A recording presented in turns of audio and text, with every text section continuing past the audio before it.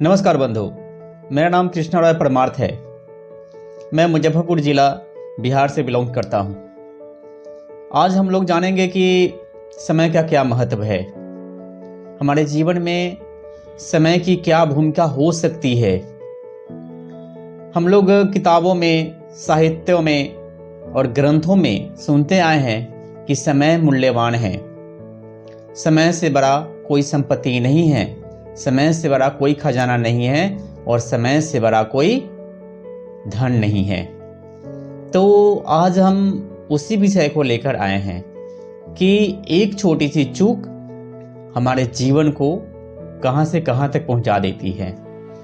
चाहे वो चूक हमारे वास्तविक जीवन में हो, सामाजिक जीवन में हो, राजनीतिक जीवन में हो या शैक्षणिक जीवन में हो या फिर सार्वजनिक जीवन में हो, समय का महत्व तो है। तो चलिए जानते हैं। एक आश्रम था। उस आश्रम में अनेकों शिष्य रहा करते थे और शिक्षा दीक्षा ग्रहण करते थे। शिक्षा का मतलब है किताबी ज्ञान और दीक्षा का मतलब है सामाजिक ज्ञान, राजनीतिक ज्ञान और संपूर्ण दुनिया को विशिष्टित करने वाली संपूर्ण ज्ञान। गुरुजी सुबह और संध्या को सभी लोगों को गूढ़ बातें बताते थे। आप लोगों को इस बात की जानकारी होगी कि पहले के आश्रम में शिक्षा के साथ साथ वनस्पति विज्ञान, जंतु विज्ञान, आयुर्वेद, इन सारी चीजों की ज्ञान का केंद्र था आश्रम। एक बार की बात है कि गुरुजी ने एक दिन पहले ही सबको सूचित कर दिया था कि कल हम आप लोगों को हिमालय की वनस्पतियों का पहचान करवाएंगे और कल आप लोगों की ये परीक्षा का अंतिम दिन होगा। मतलब यूं कहिए कि इस परीक्षा के बाद, इस ज्ञान के बाद उन लोगों को अपने पुनः गांव वापसी होनी थी, गांव वापस जाना था। सुबह हुई, नित्य क्रिया से मुक्त होकर सभी लोग खुद को तैयार किए। अब गुरुजी आगे आगे और पीछे पीछे शिष्य चल पड़े। लगभग सुदूर जाने के पश्चात, बहुत दूर जाने के पश्चात रास्ते में 10-15 कुत्ते मिले और वो सभी कुत्ते गुरुजी को और उनके शिष्यों को देखकर भौंकने लगा। जब भौंकने लगा तो उसमें से 10-15 शिष्य जो थे कुत्ता के पीछे उसको चुप कराने में, उसको खदेड़ने लगे। 10-15 लोग उधर ही रह गए और वो लोग कहे कि चलो मैं आता हूं। फिर 10-15 तो संख्या कम हो गई। फिर क्या हुआ कि कुछ दूर आगे जाने के पश्चात पुनः रास्ते में बीच मार्ग में ही पूरे मार्ग रोके एक हाथी खड़ा था वहां पे, बहुत विशाल। तो 10-15 शिष्य उस हाथी को साइड करने में, उसे धक्का देने में, उसमें निरर्थक प्रयास करने लगे और मात्र 4 शिष्य गुरुजी के साथ अरण्य पहुंचा। अरण्य का मतलब समझ रहे हैं? अरण्य का मतलब है कि हिमालय का वह क्षेत्र जो वनस्पति विज्ञान से, जो आयुर्वेद के जड़ी बूटियों से घिरा हुआ क्षेत्र को अरण्य कहते हैं, जिसे जंगल भी कहा जाता है। 4 शिष्य पहुंचे। चारों शिष्यों को गुरुजी ने एक एक वनस्पति का, एक एक पौधा का, एक एक पेड़ का आशय समझाया कि सर्प काटने पे कौन से वनस्पति का प्रयोग होता है, बिच्छू काटने पे कौन से वनस्पति का प्रयोग होता है। इन सारी चीजों का रहस्य गुरुजी ने उनको बताया। तब तक संध्या हो चली थी।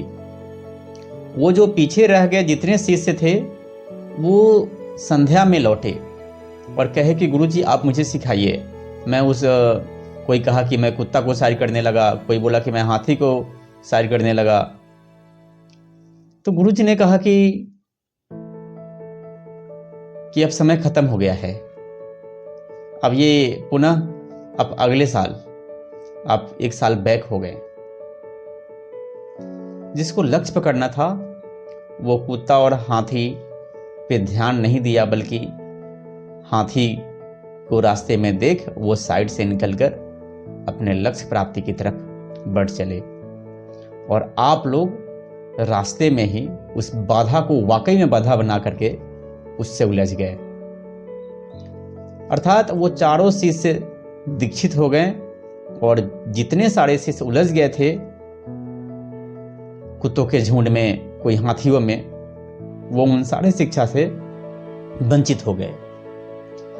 तो मित्र, मेरा कहने का पर्याय ये है कि जीवन में ये कुत्ते हाथी का मतलब सिर्फ कुत्ते हाथी नहीं है।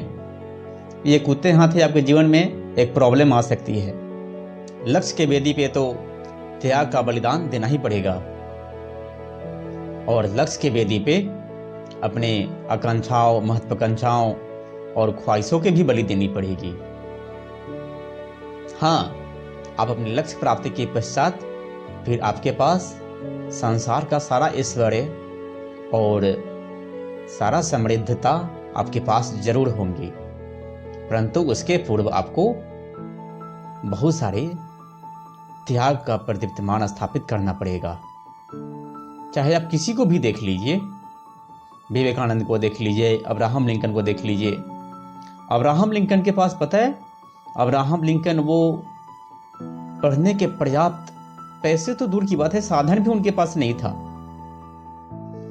वो अंगूठी जला करके अंगूठी की लौ में उन्होंने पढ़ाई किया। और आपको बता दूं कि अब्राहम लिंकन अमेरिका के 16वें राष्ट्रपति थे, और उन्होंने ही बताया था जनता के लिए, जनता के द्वारा और जनता के हित में जितने ये डेमोक्रेटिक वर्ड है, अब्राहम लिंकन ने ही उन शब्दों को प्रतिपादित किया है।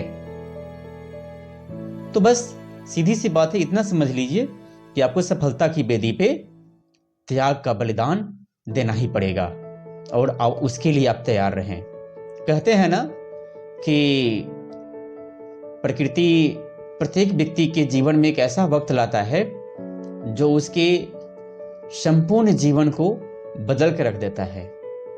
तो प्रत्येक के जीवन में एक ऐसा अवसर आता है, लेकिन महत्वपूर्ण है कि उस वक्त को पहचानने का, और सबसे ज़्यादा इंपॉर्टेंट है कि उस मोमेंट को पहचानने का और उस मोमेंट के द्वारा एक्ट करने का, अभिनय करने का।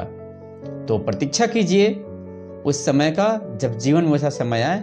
चूकिए मत, प्रकृति सबको एक मौका देती है अपने जीवन को समृद्ध बनाने का, ऐश्वर्यवान बनाने का, यशस्वी बनाने का और कीर्तिमान बनाने का।